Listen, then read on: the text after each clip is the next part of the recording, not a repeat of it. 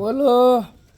এই যে আমার পুরো গ্যাংস্টার, সব গ্যাংস্টার সব।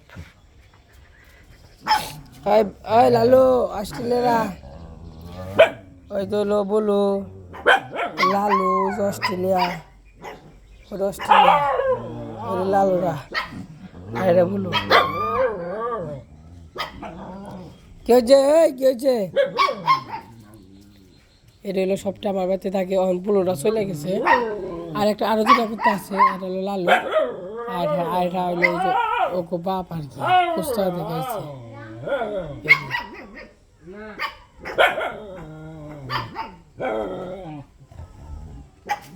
তো যাই হোক, আমার গ্যাংস্টার আপনাদের মাঝে দেখাইলাম।